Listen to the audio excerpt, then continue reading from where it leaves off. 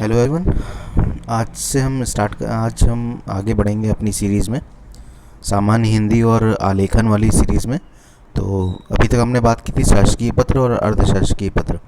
अब हम कुछ इनके डिफरेंसेस, जो इनके बीच में अंतर है अर्धशासकीय और शासकीय, और कुछ समानताएं हैं, तो उनको डिस्कस करेंगे। तो सबसे पहले प्रयोजन के आधार पर जो डिफरेंस, मतलब जो अंतर है, वो अगर शासकीय पत्र की बात करें तो यह सदैव पद से पद को प्रेषित किया जाता है, अर्थात समान स्तर के अधिकारियों अथवा वरिष्ठ से कनिष्ठ और कनिष्ठ से वरिष्ठ की ओर प्रेषित किया जाता है। ठीक है, मतलब बाई डायरेक्शनल, ये द्विआयामी होता है। अर्धशासकीय पत्र की बात करें तो प्रायः यह सामान्य स्तर के अधिकारियों के स्तर पर ही प्रेषित किया जाता है, या फिर किसी अशासकीय व्यक्ति को भी प्रेषित किया जा सकता है। ठीक है, तो ये पहला डिफरेंस हो गया। फिर विषय वस्तु की बात करें, कंटेंट की, सब्जेक्ट की, तो शासकीय पत्र में औपचारिक पदीय दायित्वों की पूर्ति होती है। शासकीय पत्र पूरी तरह से औपचारिक, मतलब पूरी तरह से फॉर्मल होता है, उसमें किसी भी तरह की कोई अनौपचारिक चीज़ें नहीं होती हैं।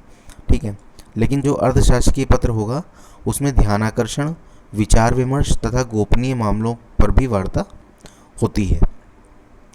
फिर बात करेंगे भाषा शैली की, तो भाषा शैली में शासकीय पत्र औपचारिक भाषा में रूढ़ व अन्य पुरुष शैली में होता है। ठीक है, बहुत ही तटस्थ भाव से लिखा जाता है। और अगर बात करेंगे अनौपचारिक इसकी अर्धशासकीय पत्र की, तो अनौपचारिक भाषा में व्यक्तिगत तथा मैत्री व आत्मीय ढंग से उत्तम पुरुष शैली में लिखा जाता है।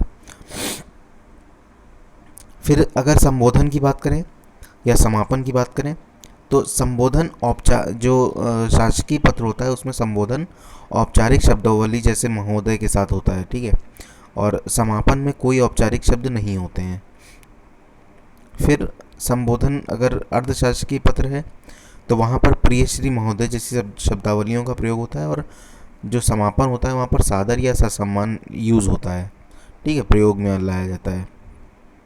उद्देश्य की बात करें, यह पत्र शासकीय पत्र जो होता है वो इसके माध्यम से अधिकारी अपने पदीय दायित्वों का निर्वहन तटस्थ भाव से करते हैं।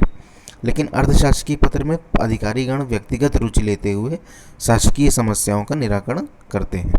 ठीक है, फिर बात करेंगे समानताएं। दोनों में समानताएं क्या क्या हैं, तो दोनों पत्रों की विषय वस्तु सदैव शासकीय प्रयोजनार्थ होती है, मतलब दोनों की जो विषय वस्तु है वो शासन के प्रयोग में ही लाई जाती है। ठीक है, मतलब ये दोनों पत्र शासन के प्रयोग में लाए जाते हैं। ठीक है, शासन के कामकाज में लाए जाते हैं। दोनों के माध्यम में निर्णय को लेने और क्रियान्वित करने की प्रक्रिया को सरल, सुगम और तीव्र बनाया जाता है। तो किसी भी प्रक्रिया को सरल, सुगम और तीव्र बनाने के लिए इन दो पत्रों का उपयोग किया जाता है।